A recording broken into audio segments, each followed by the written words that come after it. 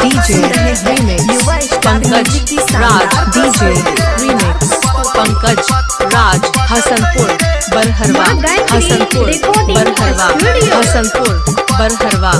हाँ गाना गबू जब कोनो बजतई रे आपकी कब पे थोड़ी सा बनतई रे गाना गबू जब कोनो बजतई रे आपकी कब पे थोड़ी सा बनतई रे। हाँ मुन से थोड़ा सब अगल बगल में मुन से थोड़ा सब अगल बगल में जेबी में घुस के हाथ देखतई रे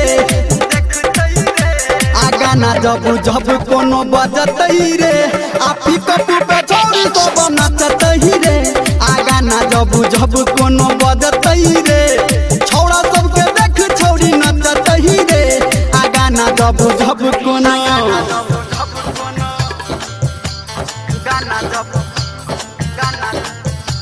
singing by power star Dharmendra Nirmaliya. DJ remix Pankaj Raj DJ remix Pankaj Raj Hasanpur Barharwa Hasanpur Barharwa Hasanpur Barharwa.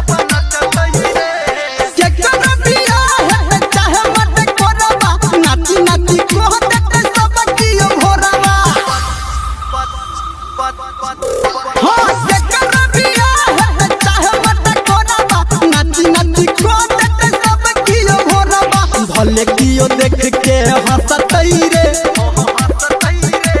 आपा पे पुते छोड़ी सब नचतई रे आ गाना जब जब कोनो बजतई रे आपी कप पे छोड़ी सब नचतई रे आ गाना जब जब कोनो बजतई रे आ छौड़ा सबके देख छौड़ी नचतई रे गाना जब जब कोनो गाना जब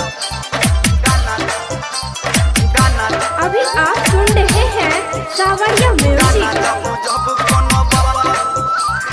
DJ remix Pankaj Raj DJ remix Pankaj Raj Hasanpur Barharwa Hasanpur Barharwa Hasanpur Barharwa.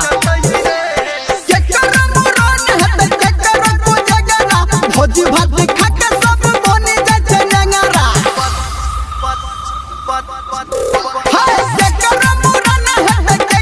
भोजी भात खा के सब बने जाय छै नंगरा एकरा में के सब सकतई रे